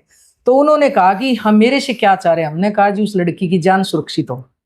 तो बोला जी मैं जेल में तो डाल नहीं सकता क्योंकि वो अपराधी नहीं है, हमारे पास ऐसी कोई जगह नहीं है। उसके बाद ये नारी निकेतन खुलवाया था, अब वो बंद हो गया। अब 1 स्टॉप सेंटर है जिसमें 1 सप्ताह रह सकते हैं। अब 1 सप्ताह तो वो सोच भी नहीं पाती, तो उसमें भी कोई ऐसी ट्रेनिंग का, सेफ्टी का, वो भी उनके लिए हम जब बात करेंगे प्रोटेक्शन अधिकारी से, तो उनके पास कोई बजट ही नहीं है। और बहुत बार महिलाओं के लिए जो हम कह रहे हैं कि महिलाओं के लिए बजट अलग से हो, कि जो हिंसा से उनको निजात दिलवानी है, उनको ट्रेनिंग देना है, उनको सम्मान दिलवाना है, तो वो उनकी जान बचानी है। तो अब उनके पास बजट ही नहीं है। एक बार ये निर्भया जो फंड आया था, हम यहाँ एक डीसी से मिल के आए, हमने कहा जी उसमें वापसी चला जाता। पहली बात तो फंड बजट में है ही नहीं, अगर है तो वो बजट वापसी चला जाएगा, लेकिन पीड़ित को नहीं मिलेगा। तो डीसी ने कहा जी मुझे तो जानकारी नहीं है। तो महिलाओं के लिए ऐसे बजट हो जिसमें ऐसी महिलाओं के लिए, एक तो ये जो मैं कह रही हूँ कि टेम्परेरी महीना, 2 महीना, 6 महीने, परमानेंट तो कोई महिला वैसे ही नहीं रहती, वो फिर कोई ना कोई अपना काम देख लेती है। एक आवासीय कॉलोनी। दूसरी बात, आवासीय कॉलोनी जो खुद कमाती है वो रेंट भी दे सकती है अपना, कि वो रेंट दे के जेन्युइन किराए पे उनको मिल जाए, मतलब ठिकाना हो, ठिकाना हो। तो डोमेस्टिक वायलेंस का एक तो मैं ये कह रही हूँ, इसमें डोमेस्टिक वायलेंस से बहुत हद तक उससे निजात पा सकते हैं। तीसरा हम ये कह रहे हैं कि हमने बहुत महिलाओं के लिए जो उनकी जान बच गई, उस लड़की की, जो मैं सुविंदर चावड़ा के समय की बात कर रही हूँ, जो मैं सतीश बालन के समय की बात कर रही हूँ, आज वो एक लड़की पुलिस में है और एक लड़की MSc कर गई। और सतीश बालन जी ने उसकी मदर को वाटरमैन की नौकरी दिलाई, अब वो सरकारी क्वार्टर में रह रही है। तो 3 जान बची, केवल 3 नहीं बची। उसके बाद वो अपने भाई को भी ले आई। आज वो भाई भी शायद कनाडा जाने की तैयारी थी, चला गया नहीं, हमें नहीं पता। तो ये होता है प्रशासन का रुख, और वो जो महिलाओं के लिए सुविधा हो तो जान भी बचती है, और वो औरों के लिए आदर्श भी बनती है, औरों के लिए सपोर्टर भी रास्ता बनता है। तीसरी जो मैं कह रही थी कि ऐसी महिलाएं भी हमारे पास जो 22-22 साल, 20-20 साल तक बच्चे पैदा करा, सब कुछ सहन किया, उनके सामने वो अपनी दूसरी महिला को भी ले आते थे, उनकी पिटाई होती थी, वो घास लेके आती हैं, दूध वो अपने मर्जी से नहीं पी सकती, और इतना गंदा गंदा कि भाई इससे तो मरना अच्छा है। तो मरना तो कोई नहीं चाहता, जिल्लत की जिंदगी। वो जिल्लत की जिंदगी। जब किसी ने कहा कि वहां जाओ महिला समिति के पास, वो हमारे पास आई, तो हमने जब सुना तो ये लगा कि पीड़ित तो है ये। हमने कहा क्या तुम स्टैंड ले पाओगी? बोली ले लूंगी। हमने कहा ये आसान नहीं होता, घर छोड़ के अलग रहना मुश्किल होता है, फिर आपको घर की याद भी आएगी, कमाना भी पड़ेगा। तो बोली जी मेरे नाम 3 किले में खेत में काम कर लूंगी। हमने कहा भी वातावरण में आपको पानी भी लाना पड़ेगा, बाहर कई बार फसल भी इतनी घाटे का सौदा है, आपके लिए मुश्किल होगा। घरों में काम मिल जाता आजकल शहर में, खाना बनाने का, कपड़ा धोने का, बुजुर्गों को रखने का, बच्चों को रखने का, डोमेस्टिक वर्कर चाहिए। तो हमने कहा काम में कोई शर्म नहीं है। अभी आप कल ही मैं देख रही थी, एक तरफ बेरोजगारी बढ़ रही है, ये जो पूरा ग्लैमर जो दिखाया जा रहा है, तो वो वेश्यावृत्ति होटलों में कितनी वेश्यावृत्ति चल रही, 18 लड़कियां बता रहे हैं 2 ही वो होटलों में, कल मान लो पकड़ी गई, परसों की रात की बात है ये, शहर में क्या सभी जगह। अब वो उसकी चपेट में ये आर्थिक नीतियां जब से आई है ना, कि एक तरफ रोजगार नहीं है, एक तरफ बड़ी चकाचौंध दिखाई जा रही, तो लड़कियां फिर वो भी जा रही हैं कि घरवाले अब कोई ऑर्गेनाइजेशन में आएंगी, आंदोलन में आएंगी, तो कहेंगे कि कहाँ गई थी, इस टाइम क्यों आई है। अगर वो उसके पास अर्निंग आई है ना, तो वो वेश्यावृत्ति फिर नहीं रोकेंगे। अब महिलाएं खुद भी जाने लगी कि हम अपने शरीर से ही कमाना है, तो कोई आपत्ति नहीं फिर। तो हम ये कह रहे हैं कि कमा के खाना बुरी बात नहीं है। और अभी केवल वो महिला नहीं, उसके बाद एक और महिला आई हमारे पास, उसके बाद एक और महिला आई, अभी लगातार 3-4 महिलाएं जो महिला समिति के आंदोलनों में भी आती हैं और वो घरों में काम करके सम्मानजनक जीवन जी रही हैं और आगे से आगे एक दूसरे से उत्साह भी ले रही हैं कि भाई हम क्यों पिटे फिर, हमारे लिए ये भी एक जगह है। केवल पील सासरा नहीं, आजकल इतना आसान नहीं कि हम पीर में हमें जगह मिल जाएगी, या जिस घर में हम कहते हैं कि सब कुछ तेरा है, हमें फुर्सत नहीं होती, उस घर में हमें जगह नहीं होती। तो इसलिए महिला आंदोलन की, महिला समिति की, महिला संगठनों की बहुत जरूरत है। और हम लोग महिला आंदोलन में एक तो जो ये मैं बता रही थी गैर बराबरी उत्पीड़न के खिलाफ लड़ते हैं, तो तमाम महिलाओं से हम अलग अलग, जो सावित्रीबाई फुले जयंती है जिन्होंने कितना टॉर्चर सहन करके महिलाओं की शिक्षा के लिए अलग जगाई और उनको प्रेरित किया। और आज जब उस समय तो उनको बोलते थे कि ये समाज को बिगाड़ने वाली महिला है, चरित्रहीन महिला है, ज्योतिबा फुले को भी ये तो धर्म को नष्ट कर रही हैं, और आज उनको सब याद करते हैं। तो चाहे वो कैप्टन लक्ष्मी सहगल है, अनेक महिला आंदोलन की जो प्रेरणा योद्धा हैं जिन्होंने किसान आंदोलन में काम किया, मजदूरों में काम किया, महिला अधिकारों के लिए काम किया, वो सड़कों पे भी लड़ती हैं और बहुत सी महिलाएं ऐसी वो संसद में जाके भी लड़ती हैं। अभी बस लास्ट में कह रही हूँ कि भाई ये महिलाओं के लिए आज भी 75 साल की आज़ादी के बावजूद भी 10%, 11%, 12% से ऊपर नहीं है लोकसभा और विधानसभा में, प्रतिनिधित्व नहीं है, प्रतिनिधित्व में नहीं है। अब आपकी प्रतिनिधित्व में महिलाएं नहीं हैं तो भाई जहाँ फैसले होते हैं आपकी हेल्थ के लिए, एजुकेशन के लिए, आपकी सुरक्षा के लिए, समाज के विकास के लिए, आपके पीने के पानी के लिए, तो ये तमाम जो जहाँ से फैसले होते हैं, जहाँ से बजट निर्धारण करते हैं, वहाँ महिलाओं का प्रतिनिधित्व नहीं है। तो आज भी हमारी ये लड़ाई है कि महिलाओं का 33% जो आरक्षण बिल है, ये 3 दशकों से जनवादी महिला समिति लड़ रही है। और 2009 में वृंदा करात जब राज्यसभा में थी उसमें तो पास भी हो गया था, और लेकिन अभी तक पास नहीं हो पाया। अब ये जो मोदी सरकार है, अब इन्होंने कहा था हम आरक्षण बिल लागू करेंगे, 2014 में आए, 2019 से पहले इनको करना चाहिए थे। वैसे तो ये कहते हैं कि हम महिलाओं को आगे रखते हैं, बड़ा सम्मान देते हैं, अब तो ये अध्यक्ष भी बनाने लगे, लेकिन उनको एक मॉडल ऐसे दिखाने के लिए आप पीछे देखोगे कि आपकी ये महिला आयोग हमारे जैसे बहुत लड़े कि कोई महिला आयोग बनना चाहिए, जैसे मानवाधिकार आयोग, महिला आयोग, कोई ऐसी महिला हो जो ऐसे अनुभव से निकली हो। और रेणु भाटिया बर्गी ने उड़ा नियुक्त कर दिया जिसने न्यू गुनबेरा की, वो पीड़ित को ही धमकाती है अनेकों मामलों में और सरकार को बचाती है। चाहे वो संदीप सिंह मंत्री के मामले में देखा, चाहे वो जो कुरुक्षेत्र हॉस्पिटल में वो बच्ची के साथ रेप के मामले में देखा, अनेकों मामले में, कि वो महिला आयोग के लायक ही नहीं है, ऐसी महिला इनके पास है।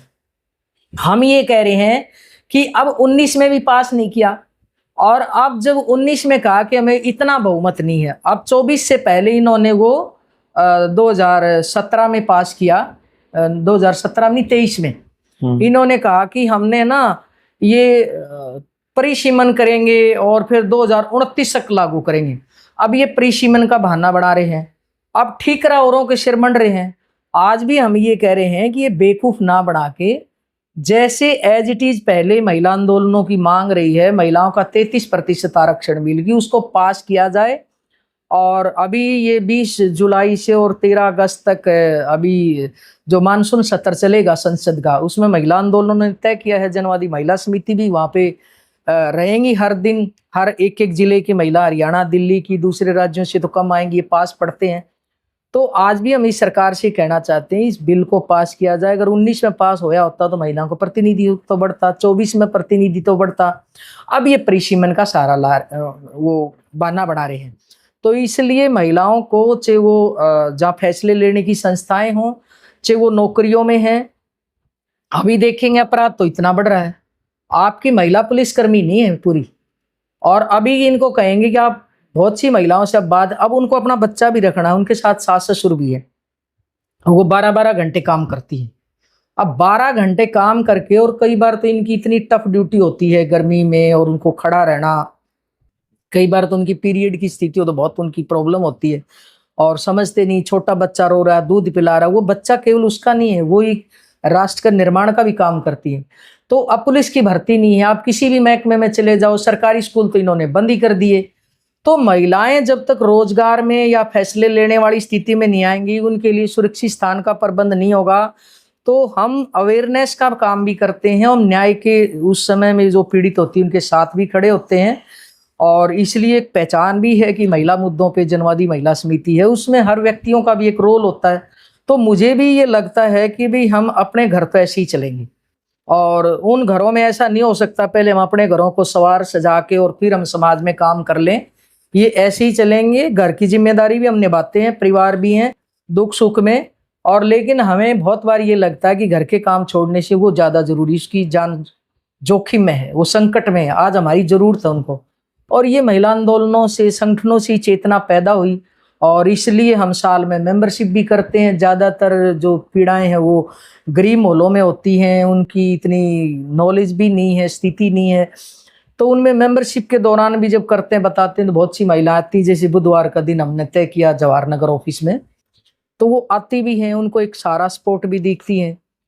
तो हम समझते हैं कि अपने जीवन को हम बेहतर मानते हैं। एक दो बात आपने पूरी विस्तार से, बिल्कुल पूरी गतिविधियां और पूरे आपके कार्यक्रम और पूरी एक मुकम्मल बात रखी है। बहुत संक्षिप्त एक दो बात और जाननी थी। जैसे भारत की कम्युनिस्ट पार्टी मार्क्सवादी, सीपीएम और माकपा की भी आप नेता हैं, तो पार्टी की सदस्य कब बनी जी आप? मैं पार्टी की सदस्य 94 में बनी। 94 से आप पार्टी मेंबर हो जी? हाँ, बिमला चौधरी हमारी महिला नेता यहाँ पे थी और उन्होंने मुझे कहा कि आप पार्टी में आओ, फार्म भरो। अच्छा। 2-3 क्लासें हुई समाज के विकास पे, महिलाओं की स्थिति पे, और कम्युनिस्ट पार्टी है जो महिलाओं की बराबरी की बात करती है, और कम्युनिस्ट पार्टी हैं जो ये जो बराबरी की शादी को सपोर्ट करती हैं। तो इसलिए महिलाओं की जो मुक्ति है वो अकेली महिलाएं नहीं कर सकती, वो जब तक परिवर्तन नहीं होता, नीतिगत परिवर्तन नहीं होता, तो उनकी मुक्ति नहीं हो सकती। जो मैंने अभी बताया कि बजट का और वो जो संस्थाएं हैं वहाँ भी वो नीति और वर्ग संघर्ष से जुड़ा हुआ एक मामला है। हाँ, हाँ, अच्छा, बिल्कुल। दूसरी वो कम्युनिस्ट पार्टियां ही हैं जो महिलाओं की बराबरी की ना केवल बात करती हैं, वो व्यवहार में भी उसी सवाल पे आएंगे जी अभी। फिर आप हिसार की सीपीएम की जिला कमेटी के सचिव भी चुने गई। हाँ, और अब आप राज्य सचिव मंडल में भी रहे जी।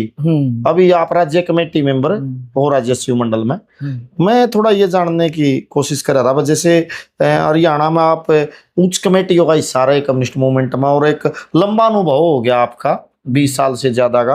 क्या कम्युनिस्ट पार्टी के अंदर जनसंगठनों में काम करते हुए आपने वो समानता, वो इक्वलिटी महसूस हुई जिसके लिए महिला समिति आपका या जो कम्युनिस्ट मूवमेंट का लिटरेचर बात करता है बराबरी की, वो यहाँ फील हुई आपने? या बतौर नेता जब आप गए लोगों में, तो आपने यहाँ क्या महसूस हुआ इस महिला प्रश्न के संदर्भ में? देखिए, वो जो फील हुई, इसीलिए हम कम्युनिस्ट मूवमेंट में आए और जिम्मेदारी के पद पे भी आए। और पीछे जब, और शायद आप पहली महिला हो जो जिला सचिव बनी हो हरियाणा में पार्टी की 2018 में, लेकिन 2020 में मेरा एक्सीडेंट हो गया था। हाँ। ये थाई से टांग टूट गई थी। हाँ। तो उसके बाद मुझे लगा कि थोड़ा मूवमेंट करने में दिक्कत है, कि मैं अपने आप को एज सेक्रेटरी मान के रहूंगी, लेकिन मैं सेक्रेटरी पद पे वो जिम्मेदारी एक्सीडेंट की वजह से मेरे को अपनी हेल्थ की वजह से विड्रॉल करनी पड़ी। अब भी मैं सचिव मंडल की सदस्य हूं, और जब भी कोई मीटिंग हो या फौरी तौर पे कोई घटना हो, अब दिनेश शिवाच हैं, सेक्रेटरी हैं, तो जब भी यहाँ कोई किसी तरह की पार्टी की जरूरत है, तो सबसे पहले मेरी प्राथमिकता पार्टी जिला सेंटर होता है या सचिव मंडल होता है। उसके बाद मान लो पार्टी शहर की सेक्रेटरी की भी जिम्मेदारी जो लेनी पड़ी। और दूसरी बात, हम इनके अंदर रह के भी बहुत सी चीज़ों को, कई बार जो हरियाणा परिवेश से आती है कि गुस्से में बोलना, महिलाओं को कमतर देखना, वो आप अगर इस मोमेंट में भी नहीं आओगे तो वहाँ भी बहुत चीज़ें आपको ठीक करवानी होती हैं। अंदर रह के आप ठीक ज़्यादा करवा सकते हैं। मतलब आपका ये भी कहना है कि जो कम्युनिस्ट मूवमेंट है वो ज्यादा महिलाओं के प्रति संवेदनशील और अधिकारों का समर्थन करता है। एक अंतिम बातचीत की तरफ बढ़ते हैं जी। जो आपने पूरी मुहिम व्यवहार में अभी भी कुछ चीजें जो उस समाज से आए हैं, तो अभी हमें वो अंदर भी कुछ वर्गीय संस्कार बने रहते हैं, पिछड़ा बिल्कुल, उस पे डे टू डे के भी संघर्ष रहते हैं, वो भी रहते हैं, पितृसत्ता का साथ काम करते हुए टूटता है। कुछ हम समझते हैं, कुछ समझाते हैं। जो विचारधारा एक प्रमुख तत्व होता है इस मूवमेंट में काम करते हुए, आपके विचार निर्माण में साहित्य की या लेखकों की एक भूमिका रही होगी, उसके बारे में आप कुछ बताओ। आपको जो एक वैचारिक खुराक कैसे मिलते, क्योंकि इस पथ पर इतने लंबे समय तक चलना भी एक सरल कार्य नहीं है। मतलब आप 94 से लेकर अब तक और 86-87 के दौर से कि मतलब 20 साल से ज्यादा समय हो गया जी, उस पर आप लगातार न सिर्फ चल रहे हो, आज भी आप प्रेरणा देते हो, ये भी एक बड़ी बात है। कंटिन्यूटी में भी एक तरह से 32 साल हो जाएंगे। 32 साल हो गए भाई, एक पीढ़ी जवान हो गया आपके देखते देखते। तो इतना लंबा इन आंदोलन के अंदर बने रहना और आगे बढ़ना बहुत बड़ी बात है। तो आपको जो वैचारिक खुराक मिली या वो ताकत कहाँ से मिलती है? आपके प्रिय लेखक है, किताबें हैं, या एक निरंतर हौसला कैसे बना रहता है इसका? देखिए, एक तो ताकत मिलती है कि आंदोलनों से, और आंदोलनों से जो उपलब्धि हासिल होती है कि आज के दिन मान लो ये स्कीम वर्कर महिला आंदोलन का एक बड़ा चेहरा है, और जो आशा वर्कर है, आंगनवाड़ी वर्कर हैं, और पीछे मान लो ये सफाई कर्मचारियों का आंदोलन था, तो अब ग्रामीण सफाई की तो सरकार को घोषणा करनी पड़ी, जबकि सरकार से इतना आसान नहीं है। जो किसान आंदोलन था। दूसरी बात है कि हम जब नीचे जाते हैं या न्याय के लिए लड़ते हैं, वहाँ यूँ लगता है कि भाई आपकी बहुत ज़्यादा ज़रूरत है। तीसरा मुख्य तौर पे ये सही बात है कि भाई आप वैचारिक तौर पे मजबूत नहीं है तो आप डट नहीं पाते, आप डिगमगा जाते हैं। तो वैचारिक रूप से तो एक तो जैसे लोक लहर आता है। अच्छा। और वो लोक लहर में ये माकपा का मुखपत्र है। माकपा का मुखपत्र है, साप्ताहिक है। तो उसके अंदर देश दुनिया की जो वर्तमान और लेख और तमाम निशाना बहुत चीजें आती हैं, अन्य आंदोलन उससे सीखते हैं। दूसरा महिला समिति की वजह से हमारी साम्य आती है कि वो विचार भी है और हथियार भी है। और साम्य पत्रिका ने आपको बहुत वैचारिक ऊर्जा प्रदान की। हाँ। तीसरा, हमारी समय समय पे जो लिटरेचर आता है महिलाओं का, जैसे अब थर्ड जेंडर के ऊपर, अलग अलग महिलाओं के ऊपर भी हमारी जो बुकलेट है, वो मंजीत राठी हैं, सुभा की हैं, सुभाषिणी अली की हैं, दूसरी साथियों ने भी मान लो जैसे जगमती ने भी लिखी हैं, अमिता है। तो हमारी लेखिका हैं जो महिला आंदोलनों की लेखिका, ज़्यादा तो मैंने वही पढ़ी है। और बाकी जैसे माँ एक किताब पढ़ी थी, अब इन दिनों में तो मेरा उपन्यास मैक्सिम गोर्की का, पावेल की माँ। पावेल की माँ का। वाह जी वाह, बहुत। और उसमें वो कैसे वो महिला आंदोलन में कैसे वो मदद करती है और क्या क्या झेलती है। अभी जैसे पारिवारिक हम जो महिलाएं काम करती है ना, पॉलिटिकल तौर पे और सामाजिक तौर पे, क्योंकि आम बड़े घरानों से जो महिलाएं काम करती हैं तो उनके लिए एक सुविधा है, घर की चिंता नहीं होती। हम तो वो आम महिलाएं हैं जो घर भी चलाती हैं और परिवार को भी संभालती हैं, और संभाल के आती हैं और जाके भी संभालती हैं, और फिर जो काम करती हैं। तो मुझे और ज़्यादा पढ़ना चाहिए, उतना मुझे समय बहुत कम मिलता है इसके लिए, जो मैं कई बार बहुत वंचित रहती हूँ, महसूस करती हूँ कि मुझे अब जिस अध्ययन का समय कम मिल पाया है। अच्छा। और मुझे फुर्सत ही नहीं होती कि बड़ा कितने फोन आ जाएंगे, और मुझे लगता है कि छोड़ के वो फिर उसके अंदर में घुस जाती हूँ, ऐसे नहीं कि टरका दिया। और वो जब तक कोई चीज़ उसको न्याय नहीं मिलता, हल नहीं हो जाती, तो मैं उसको बीच में नहीं छोड़ सकती। ये मेरी पता नहीं खूबी या कमजोरी है। दूसरा, बेटी अभी थोड़ा बहुत कई बार समय उसके लिए भी, क्योंकि उसका ऐसा टर्निंग पॉइंट है, उसको भी समय देना है। और परिवार आपने घर बसा रखा है तो परिवार में आना जाना भी रहता है, परिवार में दुख सुख भी होते हैं। तो महिलाओं के लिए ये कई बार ये लगता है कि जब आप इतने बड़े मोमेंट में काम करते हो तो परिवार एक आपको बहुत सपोर्ट भी है, और आप पढ़ने के लिए टाइम के लिए एक कई बार रोड़ा भी लगती है, दोनों चीजों से। हाँ। तो मैं एक और बातचीत है जी, अंतिम संवाद है, मतलब आप हमारे चैनल के माध्यम से क्या संदेश देना चाहोगे नई युवा पीढ़ी को, नई युवा लड़कियों को, लड़कों को, या पूरे दार्शनिकों को? कोई बात आप एक मैसेज के तौर पे देना चाहते हो जी? आपके जीवन से क्या प्रेरणा ली? देखिए, मैं ये कहना चाहती हूँ आपके चैनल के माध्यम से कि जो भी सुन रहे हैं, जो भी देख रहे हैं, मैं चैनल का धन्यवाद करती हुई, और जो भी इसको देखेंगे सुनेगा उनको भी नमस्ते करती हूँ, धन्यवाद करती हूँ, और अपील करती हूँ, उम्मीद करती हूँ कि इस समाज में ऐसा ही नहीं था, बहुत लोगों का योगदान रहा है इसको बेहतर बनाने में, और उसमें बहुत लोगों ने कुर्बानियाँ भी दी हैं। ऐसा नहीं है कि समाज हमें बड़ा बड़ा मिल गया। तो अभी जैसे जब से ये जो नीतियाँ आई ना, खाओ पियो मौज उड़ाओ, और रोजगार, हाँ 12-12 14-14 घंटे काम करो, एक समय लड़ लड़ के कुर्बानियाँ करके 8 घंटे काम, 8 घंटे आराम, और 8 घंटे आप अपने परिवार को दोगे।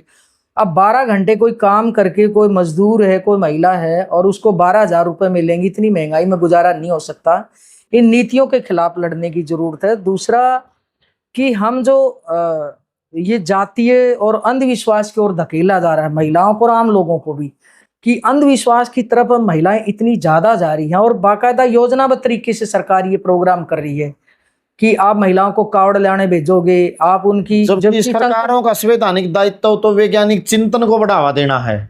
वो वैज्ञानिक दृष्टिकोण को तो मार रहे हैं और अंधविश्वास बढ़ा रहे हैं, और ये तो एक अंधी सुरंग और कुएं में गिरने वाली बात है। इसलिए हम ये कह रहे हैं कि आप किसी भी चीज का आविष्कार है वो विज्ञान ने किया है, आप विज्ञान की कदर करें और विज्ञान पे आधारित अभी जो आदमी पैदा हुआ है उसको पैदा होने के बाद उसको शिक्षा चाहिए, उसको जिंदा रहने के लिए खाना चाहिए, इलाज चाहिए, रहने के लिए मकान चाहिए और एक सम्मानजनक सुरक्षित वातावरण चाहिए। उस वातावरण के लिए हम सबको अपने जीवन का हिस्सा अपने घर परिवार के अलावा निस्वार्थ भाव से, जो हमें एक ही होता है कि इकट्ठा होके आवाज बुलंद करें और ये जो शोषित समाज है, एक शोषण रहित समाज जो है, उसको शोषण मुक्त समाज चाहिए, ये मैं कहना चाहती हूँ। और युवा जो पीढ़ी है कि आजकल ये सोशल मीडिया के माध्यम से भी बच्चे आवाज भी उठा रहे हैं, जैसे कॉकरोच पार्टी बन गई कि कैसे सुप्रीम कोर्ट के जज क्या बोल रहे हैं, बड़े शिक्षा अधिकारी बिहार के क्या बोल रहे हैं, महिलाओं को घर रहना चाहिए। ये अब जो सत्ता, जो मनुवादी सरकार ये चाहती है कि महिलाएं बच्चे पैदा करें। अब एक तरफ तो रोजगार नहीं है, महंगाई इतनी बढ़ गई है, बच्चे पढ़ाना बहुत मुश्किल है, बच्चे पढ़ गए तो नौकरी नहीं है, बच्चे डिप्रेशन में जा रहे हैं, बच्चे डिप्रेशन के साथ साथ महिलाएं भी डिप्रेशन में जा रही हैं। और दूसरी तरफ कि ये ऐसा सपना दिखा के कि भी लोगों को बांट रहे हैं, नफरत फैला रहे हैं, हमारे बच्चों को अपराधी बना रहे हैं। तो इस अंधविश्वास के पचड़े से बचिए और जो प्रैक्टिकल जीवन है कि ये जो पूरी योजनाबद्ध तरीके से सोशल मीडिया में आप बहुत अच्छी चीज भी है कि जो लोग गलत कर रहा है उसका लोग विरोध भी कर रहे हैं, तो उन चीजों को इस सोशल मीडिया के माध्यम से, वो सड़कों के आंदोलन के माध्यम से, वो कहते हैं कि जब सड़कें सुन्नी हो जाती है ना तो संसद आवारा हो जाती है। डॉक्टर राम मनोहर लोहिया ने कही थी, डॉक्टर राम मनोहर लोहिया ने कही थी, ये सच्चाई भी है।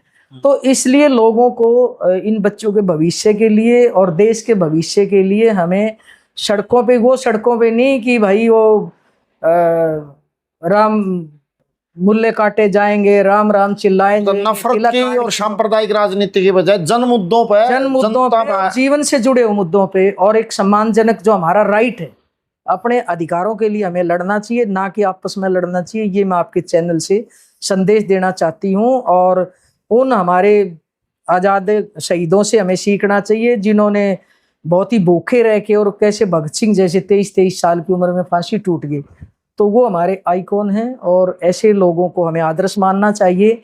ये जो नकली एक राष्ट्रवाद है इससे बचना चाहिए। वाह जी वाह। तो आपने सुना शकुंतला जाखड़ के विचारों को, उनके जीवन को, उनके संघर्षों के बारे में जाना। मैं चैनल के माध्यम से आपसे अपील करना चाहता हूं कि आप एक पिता हैं तो अपनी बेटी को जरूर पढ़ाएं। आपकी बेटी को दी गई शिक्षा भी एक क्रांति और इनकलाब के दिशा में कदम होगी। आप भाई हैं तो अपनी बहन को बेहतर एजुकेशन दिलाएं, उसके साथ कोई छेड़खानी या गलत हरकत करता तो अपनी बहन के साथ खड़े हों। आप पति हैं तो अपनी पत्नी के साथ एक लोकतांत्रिक संवेदनशील व्यवहार करें। और महिलाएं जीवन का आधार हैं। हम एक स्वस्थ, सभ्य और एक ऐसे नागरिक बने जो दुनिया में मॉडल हों और एक अच्छा मानवतावाद, बेहतरीन जीवन मूल्यों का पोषण करें। और हमारी कामना है कि आपका भी स्वास्थ्य बना रहे हैं, आप इस मुहिम पर निरंतर आगे बढ़ते रहें। और सभी नागरिकों का और दर्शकों का भी हम धन्यवाद करते हैं। और हमारी अपील है कि वो कमेंट सेक्शन में जाकर अपनी प्रतिक्रिया जरूर दें और इस चैनल को लाइक करें, सब्सक्राइब करें और शेयर करें। बहुत बहुत शुक्रिया। Thank you.